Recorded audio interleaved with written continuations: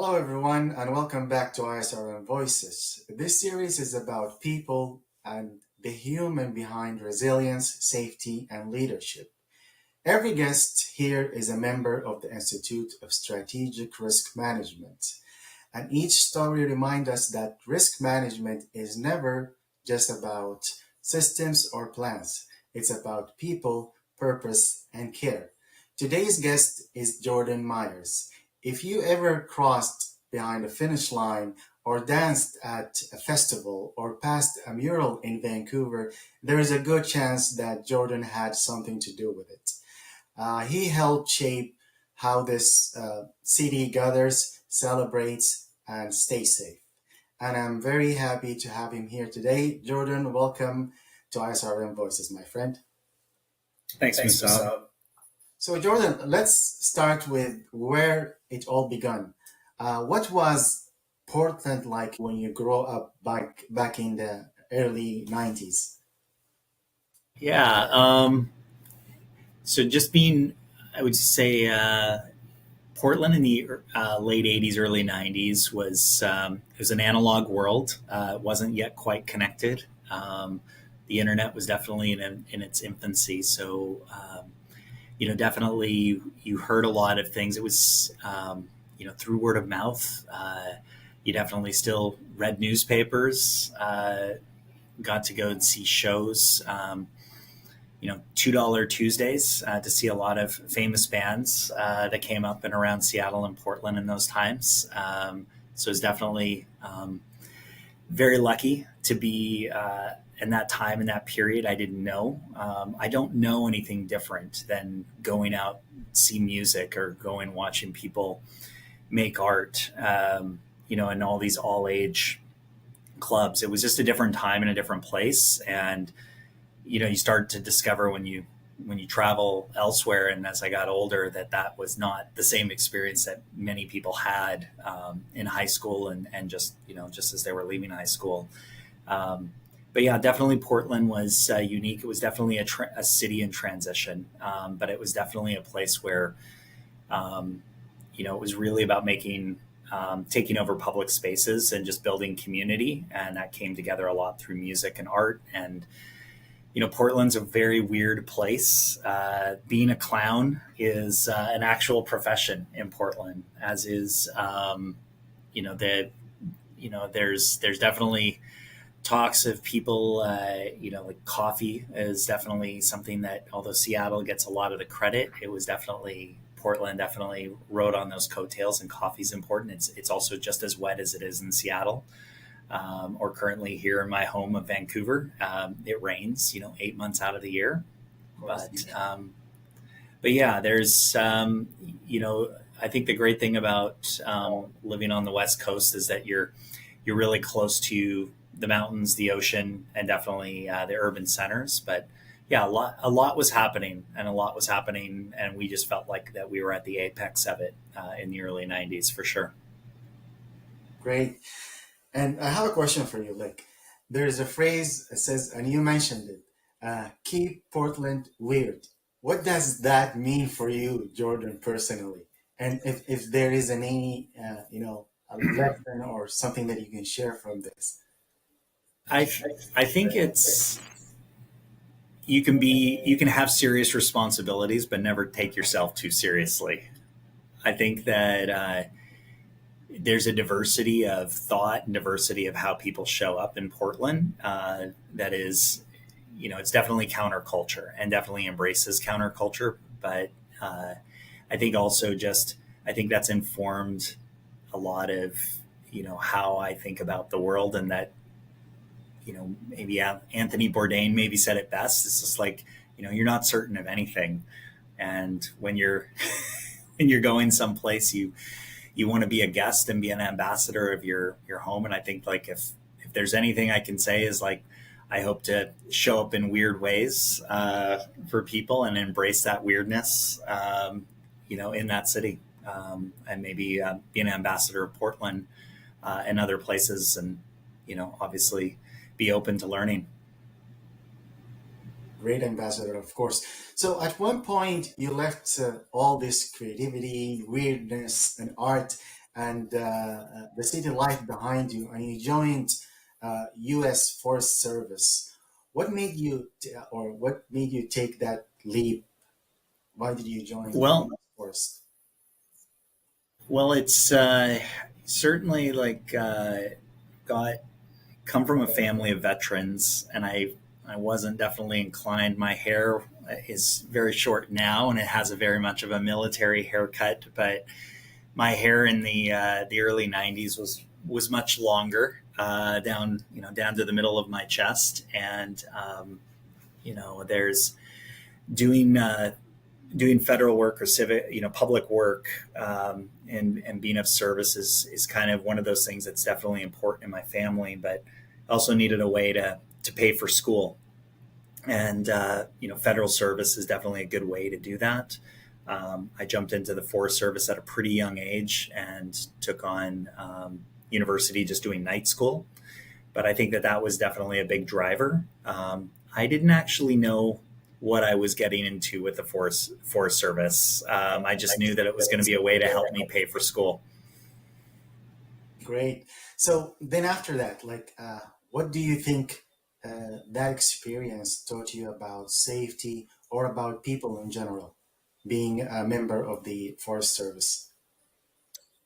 Well, it's so first off, you're dressed all in green, the green uniforms, but you're outside, uh, not in the always the most ideal situations, especially in the summertime. The bugs can be terrible. In the wintertime, the snow, the rain. But it's also that, again, this is pre cell phones. And so definitely we had, radios, but even in that, you worked a lot. I worked a lot in austere environments, and in fact, I had mail delivery by horseback once a week to our trail crews as we worked up on different trails, clearing trail it early in the season, and then working on wildland forest fires. A lot of that work and a lot of the messages that you got from family and friends, you would get once you came back into town or once you came back into a forest fire camp. But you really relied a lot on the people that were just around you, and just really getting very creative with your resources, but just really that teamwork and showing that care of just each other, and really relying on each other, and building that core unit. I think that definitely is something that's really stuck with me, is that teamwork, and the importance of just being there for your colleagues. Great. So Jordan, later you found yourself in Australia, I believe. So tell us a little bit about your time in Australia. Yeah. So I got. I'll just the short version is my firefighting days got cut a little bit short. I had had a little bit of an accident on one of the fires, and my CO, my commanding officer at the time, he was like, "Myers, you're smart. You should finish your degree." So I moved to Australia, and all the way across the world to finish my bachelor's, and was in this small town several hours west of Sydney called Bathurst. And I didn't know it, but Bathurst is really famous for one of the largest car races in Australia, and it hosts these massive, massive events. And it's got a university that has also these large parties and large concerts, and a lot of people going back and forth on the train to Sydney across the Blue Mountains. And it's also where I met my wife, Janice, who's Canadian, who was actually also studying at the university there, but which ended up did bring us back to Canada and the West Coast. But I think what Australia really opened myself up to is, they were preparing for the Olympics at the time. So that's been a minute since I've been in Australia. It's about 25 years. But that's where I realized that, like these events, they could be a career, creating, these spaces for people to gather, all these people showing up for a car race, all these people showing up for concerts, the logistics, of it all, and just really you really start to see also just how you carry yourself. Again, going, being an ambassador, whether that's from Portland or now, in Australia, but just also working with a team. Yeah, it was definitely an awakening for me, but definitely how I ended up in Canada. Great. Uh, I'm curious to know something that you brought up from Australia with you to Canada. What is it? Other than your wife. Um, I think the big thing was one thing that did start in Australia. I wasn't, in all those years of growing up in Portland, I wasn't a sporto. I definitely smoked my fair bit of cigarettes and kind of gave that up while I was firefighting. But I actually started riding a bike because you could smoke a cigarette and you could ride a bike at the same time. And in Australia, I didn't have a bicycle, and one of over a pint of Guinness in a bar. A friend of mine's like, "Oh, mate, I'm gonna go and run 100 miles. Up north in Queensland. You should come and do like a 50. It's only like half day." And I said, I don't know about that running. I like riding bikes, but I only just gave up smoking. And he's like, "Oh no, it's like fair income, mate," which means seriously. It's an Australian term. And he said, "Don't worry." He's like, "I got you." It's like I'll show you how to run. And he took me out, with a he told me to wear a small backpack, and we had some potato chips and stowed a few drinks like on a trailhead in a little esky, a little cooler, and we kind of ran all the way out into the countryside, and then came all the way back. And about 3 hours later, he was like, "All right, there you go. That's almost like half of what you're going to do in a couple of weeks with me." He's like, "See, this running thing's great." He's like, "You can do it." Um, so yeah, if there's something that I did come from Australia is like I took the running and the endurance stuff, and actually I was actually found out I was actually pretty half decent with the sport stuff. I actually like to do some of this endurance stuff. Oh, perfect. And so, what's something that world taught you about discipline and flow, being in an endurance and doing all the run? And do you see any connection between rhythm and how you approach like big events right now? I think I think one thing that there's like a common thread is, there's when you think rhythm, I definitely think the musicality and the art of like my early life, and just that there's a certain rhythm that you have that you get into when you start stacking days. When you have a really good day, even if it's not always the best day, but you went through the motions and you went in and did the required workout that you needed to do, whether that's going to the gym or going for the run or the ride or whatever. But I think that similarly now, like with events, it's like you kind of have to show up and do the work. And, an artist, they've got to still show up and do the work every day. And you don't know necessarily, you know, who is going to find that work valuable, but doing the work is important, and doing the work and stacking it every day and finding that rhythm. And I think that discipline of doing the work every single day, it definitely it refines your craft, like an artist, like an athlete.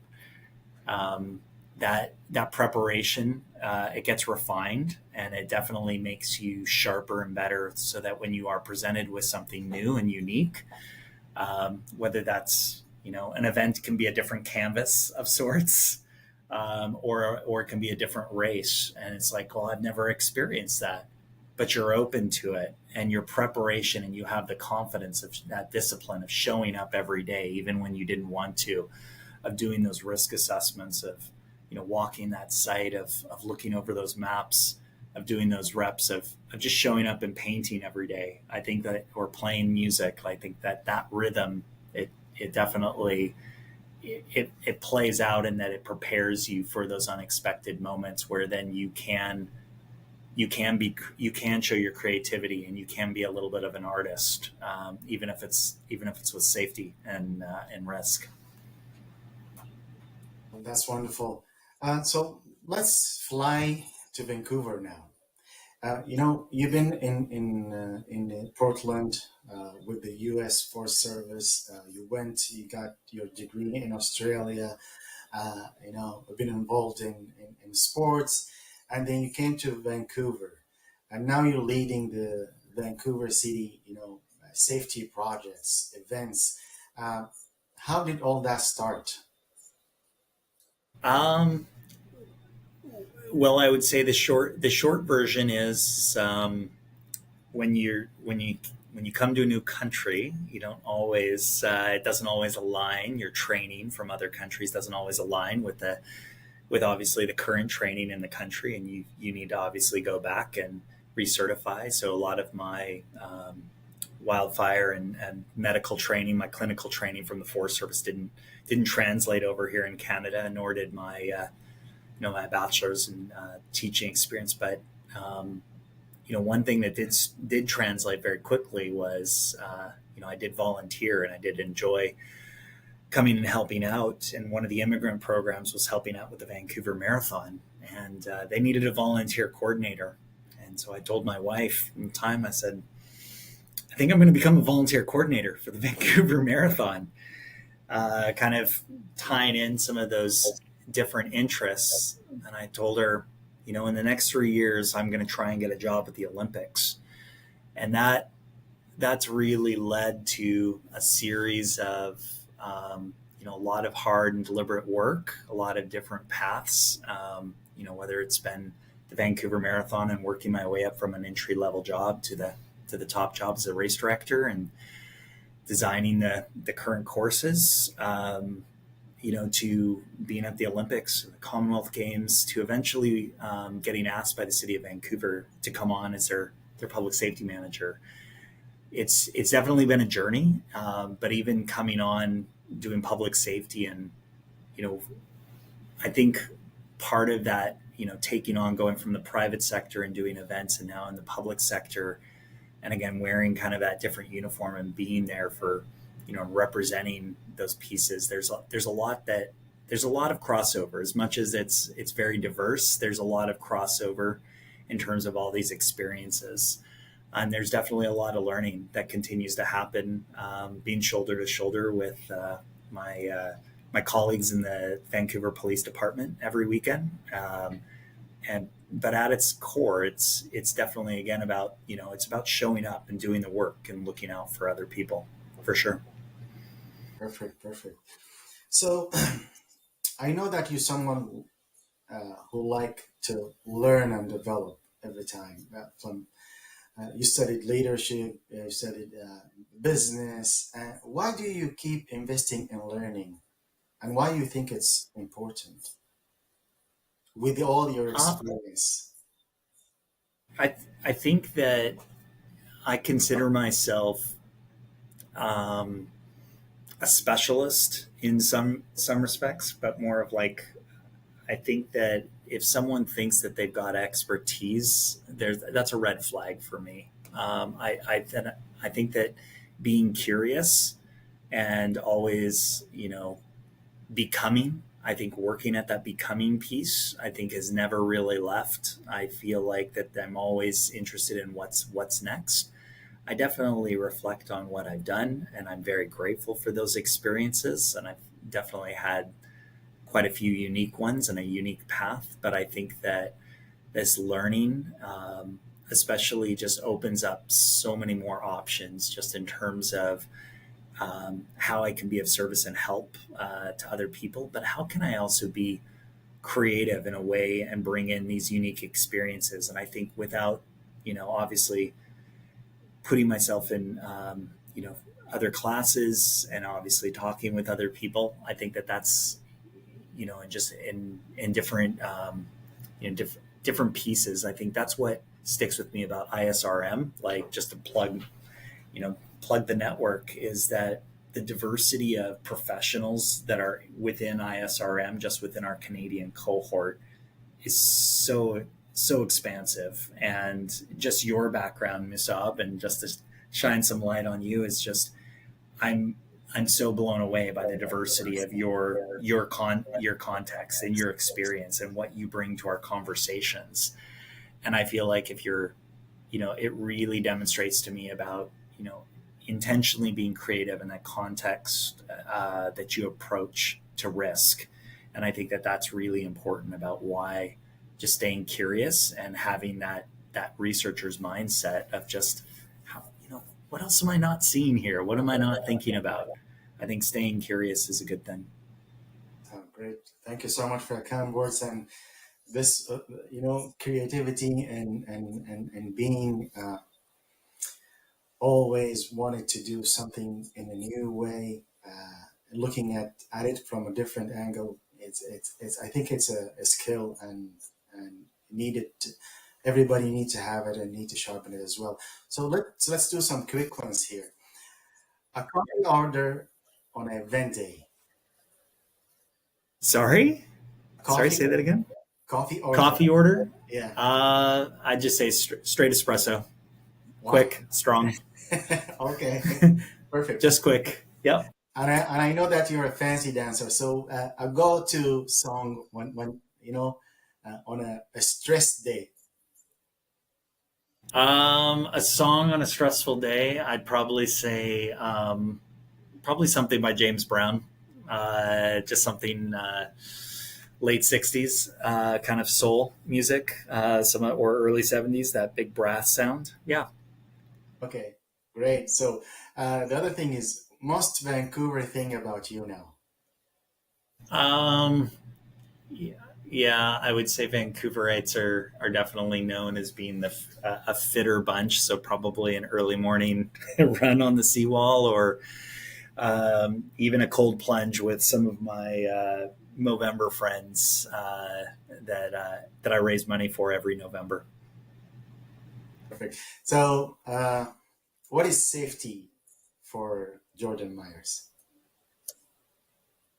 You know, I think with when I think about safety, I'm thinking like I, if I'm just thinking right now in the context of my role, which is events and mass gatherings, um, and there you're looking at the security and the medical components. Honestly, it's just carving out a public space so creativity and community can exist. I think that's really what it is. It's like I'm just here just to help set the table, make the canvas, just for those pieces. And just you know every gathering is just a chance to build that trust. And I think that's worth getting it right. Perspective. So the other day, one of my friends asked me, why should I join ISRM? Hmm. I think I mentioned it earlier, is that I think that ISRM, I think it's that diversity. I think up from what struck me is that a lot of people are not clear until they meet David Rubens, and he's got all of these. Dr. Rubens has got a number of courses that I came upon during COVID, and the diversity of just people from around the world that I was exposed to, and talking about things and experiences that they've had, and just their thoughts about risk and about safety and security. And again, just coming back to even our Canadian cohort and the diversity of skill sets and the professionals that are within our group. I'm, you know, ideal in events, but I know that half of our group is like working with enterprise risk management, and they're working with large organizations or the Canadian government. And, just the diversity of our skills, and ISRM just provides such a great network locally, domestically here, but also internationally. Just that ability to tap into people from across the world, huge benefit. Perfect, perfect. So Before we closing this or before we wrap it up, I just want to give you a chance to pass on a message to our audience or a lesson that you think it's valuable and worth to know. Lesson. I know you have a lot, but one that just clicked right there. I I think it's just the ability of just like, take yourself, don't take yourself too seriously. We have serious responsibilities in our lives, and I think you definitely need to always question what you're thinking, but you also need to not take yourself too seriously and give yourself a little bit of grace and a little bit of humor, um, as well as your colleagues, and that I think that really just, you can pay that forward. I think that humor, that grace, and that positivity, and just that open, creative mindset of just, you know, what are you not seeing, and you know how can we obviously do this together? Perfect. Great lesson. Jordan, thank you so much for your time today. I really enjoyed talking to you. Yeah, enjoyed this too. Thanks, Musaab. Appreciate it. For our audience, thank you so much for being part of ISRM Voices. If you enjoyed this conversation, please feel free to share it with your network. Until next time, stay safe, stay ready.